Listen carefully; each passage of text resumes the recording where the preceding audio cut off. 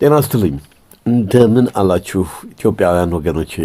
ይህንን ቪዲዮ ስትመለከቱ የሰሞኑ ጨረባ ብዙዎች ኢሞሽናል ሆናችሁ ዝም ብላችሁ ዜናውን የምትቀበሉ ከሆነ ተሳስታችኋል። የኔም ዓላማ ዘረፋ ተካሄደ አልተካሄደ በሚለው አይደለም። እንደምታውቁት ሰሞኑን የምርጫ ቅስቀሳና የተለያዩ የብልጽግና ወያኔዎች ጨረባ አለ። ብዙ ኢትዮጵያዊ ቶሎ የሚሸወድ ማህበረሰብ ተፈጥሯል በዚህ በ37-38 ዓመታት። ለምን ሀገራችን ድሮ ጥሩ የትምህርት ካሪኩለም ስለነበራት የነቃ ያወቀ ወይም ደግሞ ኢቭን መሰረተ ትምህርት እንኳን የማያውቁ ሰዎችን እንዲማሩ አድርጋ ነበር በደርግ ጊዜ። አሁን ያ የለም። በቀላል ፕሮፓጋንዳ የሚሸነፍ 130 ሚሊዮን ህዝብ አለን ኢትዮጵያ ውስጥ በቀላል ፕሮፓጋንዳ። ለምን ወያኔ በ38 ዓመታት ውስጥ ወያኔ ብዬ ስናገር አደራችሁን እና አብይ አህመድንም ይጨምራል። ብዙዎች ስማቸውን ስለቀየሩ ከወያኔነት ነፃ የሆኑ አድርገው ይናገራሉ። ነው ከህወሓት ጋር እኮ ጸባቸው ስልጣን እንጂ አንድ አይነት ናቸው። ያን ሳንቱ ገጽታ ናቸው። እነዚህ በቪዲዮ ላይ የምታያቸው ግለሰቦች በተለይ ሰራዊት ፍቅሬ መክበር የጀመሩት ያለ እውቀት ያለ ትምህርታቸው ወይም ደግሞ ያለ ጥረት የመጣ ሚሊዮነርስ የሆኑበት ዛሬ አይደለም።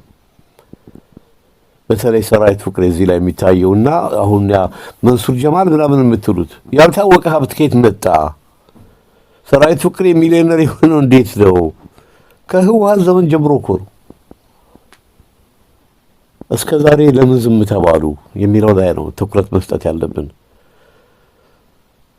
እነዚህ ሰዎች አሁን ለዚህ ለምርጫው ሰሞን ሐቀኛው መንግስት ለመባል እነዚህ የነሱን ደጋፊዎች መስዋዕት አድርገዋል። ከሙስና የጸዳ መንግስት ለማስባል ማለት ነው። ገብቷችኋል ወገኖቼ? ተሸውዳችኋል። እኔ ስራቸው አውጣቸው ነው የምለው። ስራቸው አውጣቸው ስላችሁ በእነ አብይ አህመድ የፍትህና የዲሞክራሲ ስርዓት አለ በማለት አይደለም። እነዚህ ሰዎች ሲታሰሩ ለስርዓቱ ታማኞች ናቸው፣ ግን በሙስና ሰበብ ለዚህ ለቀጣይ የአብይ ስልጣን መስዋዕት የተደረጉ የብልጽግና ወያኔዎች ደጋፊዎች ናቸው። ሁሉም በምታዩዋቸው እዚህ ላይ ምናልባትም ሰሎሞን በጋለ እንግዲህ በበጎ አድራጎት ነው የሚታወቀው። እንግዲህ የሰዎችን ውስጣዊ ማንነት ባይታወቅም እኔ እንደው እሱ እንደውም እንዴት ሊሆን ቻለ? የገንዘብ ሰው አይደለም። የራሱን መኪና ለእርዳታ የሰጠ ሰው ለብዙ ነገር ያደረገ ነው። ይሄ ነገር እንዴት ሊሆን ቻለ የሚለው ነገር በጣም ገርሞኛል።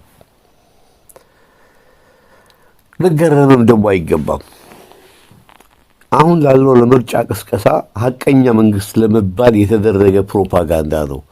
እንዳትሸወዱ ወገኖች። መሆን ያለባችሁ እውነተኛ ኢትዮጵያውያኖች ከሆናችሁ ለድጋፍም ለመንቀፍም አለመሮጥ ነው። ሰራዊት ፍቅሬን እንኮንነዋለን። ያልታሰበ የማያውቀው እንደ አንድ አርቲስት ማግኘት የማይገባው ሚሊዮነር የሆነ ግለሰብ ነው። የእሱ የቅርብ ጓደኛው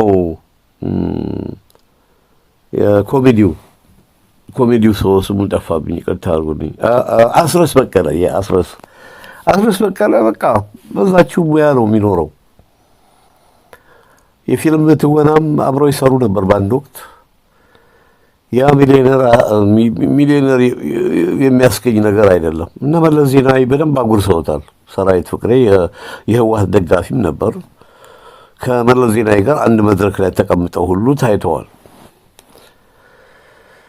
እና ወገኖቼ ይሄ አሁን የሚደረገው የፍርድ ቤት ወከባ ሐቀኛ መንግስት ለመባል ጸረ ሙስና አቋም ያለው ለመባል የተደረገ ነውጥ ነው እንጂ ብልጽግና ወያኔዎች በሀገሪቱን ህዝብ የከፈለውን ታክስ ለምርጫ ቅስቀሳ ፌስቡክ ላይ ያሰማሯቸው፣ ኢንስታግራም ላይ ዩቲዩብ ላይ ያሰማሯቸው በጠቅላላ የነሱ ወያኔዎች ከህዝብ በተዘረፈ ገንዘብ የሚንቀሳቀሱ ናቸው። አብይ አህመድ የህዝብ ገንዘብን በመዝረፍ የሚታወቅ አደገኛ ሌባ መሆኑ ይታወቃል። መስረቅ በልጅነት እንደጀመረ ሁሉ ከራሱ አንደበት የተናገረውን ሰምታችኋል። ሌባ በቃ ቀናው ሲል ሰምታችሁታል። ቅናት የሰይጣን ነው። ከልጅነቱ ጀምሮ የሰይጣን አእምሮ የተላበሰ ደደብ ነው። እቺ አንድ ሴትዮ ነች ያቀናበረችው፣ ግን ከራሱ አንደበት የሚወጣ ቃላት ስለሆነ ምንም መደበቅ አይቻልም። ቀናው አለ እኮ። ተመልከቱ፣ ከልጅነት አብሮ ያደገ ቅናት አደጋ አለው። ሰውየው መንፈሱ ሰይጣናዊ ነው። እና እነዚህ ተዋናዮች ያው ተዋናይ ብቻ አይደለም፣ የኢቢኤስ አንድ ጋዜጠኛም አይቻለሁ። እንግዲህ ሁሉንም ባይሆን ያው በሞባይል ፎን የተቀረጸ ቪዲዮ ስለሆነ ነው ደጋግሜ ስመለከተው በጣም ተገርሜያለሁ። ብታምኑም ባታምኑም የስርዓቱ ደጋፊዎችና ያው ለዚህ ምርጫ መስዋዕት እንዲሆኑ የተደረጉ ግለሰቦች እንጂ የሙስናው ባለቤት ዋናው አብይ አህመድ ነው፣ ሰራቂው። እና ብዙዎች ኢትዮጵያውያኖች አትሸወዱ። ይሄንን መንግስት ዲያጣርቶ ምንትሴ ያላችሁ ፕሮፓጋንዳውን አታሰራጩ። አብረው ነው የበሉት፣ ያበላቸው ያለው ስርዓት ነው። ግን ያው ለቀጣዩ ምርጫና ለቀጣዩ አምባገነንነት እነዚህ መስዋዕት እንዲደረጉ የተደረጉ ናቸው። አታድራግቡ። ይሄ ማን ነው? ውጭ ሀገር ያለ አንድ ሄኖክ አለማየሁ ከሱ ላይ ያገኘሁት እሱ አካብዶ ያቀረበው ጅል አንተ። ይሄ በነገርኩ መሰረት ነው። ሄኖክ አለማየሁ አንደኛ ነገር ዜና ሲዘግብ ዩጋንዳ ይማርህ ነው። በቃ ካርታ የሚጠቀመው እነሱ የሰሩትን የዘር ፌዴራሊዝም ነው። አትሊስት ውጭ ሀገር ሆነ የምትኖር ከሆነ ከኛ ተማር። እኛ የምናቀርባቸውን የክፍለ ሀገር ካርታዎች ተጠቀም።